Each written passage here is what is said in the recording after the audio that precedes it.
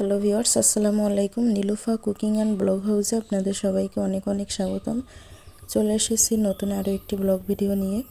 তো আজকে আমি আপনাদের সাথে শেয়ার করব এই গরমে শরীর ও মন ঠান্ডা করার মতন একটি শরবতের রেসিপি। তো দেখতেই পাচ্ছেন এটা হচ্ছে লেবুর গাছ। এটা আমাদের বাড়ির উঠানেই লাগানো। আর দেখতেই পাচ্ছেন লেবুর যে ডালগুলো একদম কিন্তু টিনের উপর পর্যন্ত চলে গিয়েছে এবং লেবুর গাছটি এতটাই উঁচু ছিল যে লেবুগুলো পাড়তে একটু কষ্ট হচ্ছিল। তো দেখতেই পাচ্ছেন আমি একবারে তরতাজা ফ্রেশ লেবু আমি গাছ থেকে পেড়ে নিয়েছি।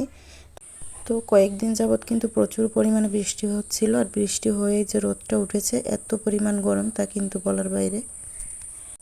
তো এই প্রচণ্ড গরমে কিন্তু অনেকে অনেকভাবে অসুস্থ হয়ে পড়ছে, যেমন কিন্তু অতিরিক্ত গরমের ফলে ঘেমে কিন্তু শুকিয়ে গিয়ে এরপর কিন্তু ঠান্ডা লাগছে, তারপর হচ্ছে জ্বর হচ্ছে, এভাবে করে কিন্তু বিভিন্ন রোগ ব্যাধি মানুষের মাঝে ছড়াচ্ছে।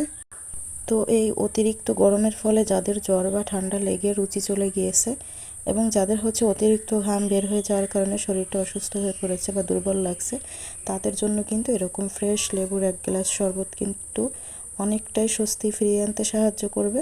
তো যাদের বাড়িতে লেবুর গাছ আছে তারা কিন্তু চাইলে লেবু গাছ থেকে পেড়ে ফ্রেশ লেবু দিয়ে এক গ্লাস শরবত তৈরি করে খেতে পারবেন। আর যাদের বাড়িতে গাছ নেই, এখন কিন্তু প্রচুর পরিমাণে বাজারে লেবু পাওয়া যায় এবং দামেও কিন্তু খুবই সস্তা। তো কিনে এনে কিন্তু আপনারা বাসায় শরবতটা তৈরি করে খেতে পারবেন।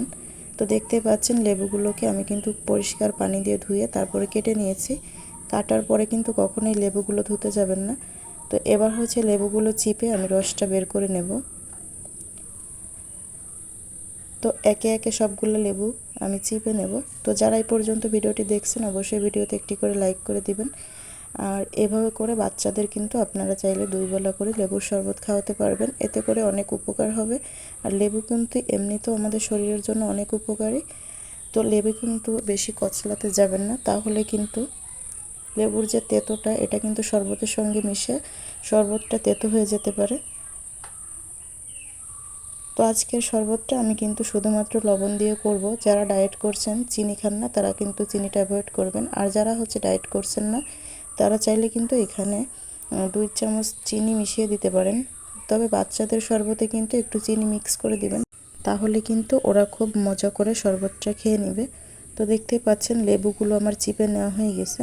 তো এবার চলে যাব পরবর্তী স্টেপে।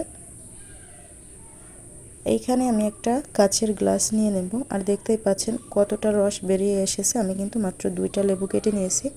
তো এখানে আমি একটা কাচের গ্লাস নিয়ে নিয়েছি। তো গ্লাসের মধ্যে প্রথমে দিয়ে দেব লবণ। তো যেহেতু আমি আজকে লবণ দিয়ে শুধুমাত্র শরবতটা তৈরি করব, তো যারা হচ্ছে চিনিটা দিবেন এই পর্যায়ে চিনিটা দিয়ে দেবেন।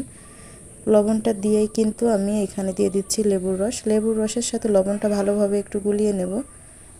তারপরে হচ্ছে এখানে দিয়ে দেব ফ্রিজের নর্মাল পানি। একটু ঠান্ডা শরবত কিন্তু এমনিতেই খেতে ভালো লাগে, তো আপনারা চাইলে কিন্তু এমনি নর্মাল পানিটা দিতে পারেন। তারপর হচ্ছে এখানে কিছুটা বরফের কুচি দিয়ে দিতে পারেন, সেক্ষেত্রে কিন্তু এমনিতেই ঠান্ডা হয়ে যাবে। তো একদম কিন্তু সাদাসিধেভাবে আমি তৈরি করেছি, কোনো ভেজাল নেই। তো এর এক গ্লাস শরবত যদি দুপুরবেলায় খান তাহলে কিন্তু সারাদিনের যে ক্লান্তিটা এটা কিন্তু কেটে যাবে। তো আশা করি আজকের রেসিপিটি আপনাদের কাছে অনেক অনেক বেশি ভালো লেগেছে। যদি ভালো লেগে থাকে ভিডিওতে একটি লাইক করে দিবেন। চ্যানেলে নতুন হয়ে থাকলে চ্যানেলটিকে সাবস্ক্রাইব করে পাশের বেল আইকনটি অল ক্লিক করে দিবেন পরবর্তী ভিডিওগুলোর নোটিফিকেশন পাওয়ার জন্য। তো আজকের ভিডিওটি এই পর্যন্ত। সবাই অনেক বেশি ভালো থাকবেন, সুস্থ থাকবেন। আল্লাহ হাফেজ।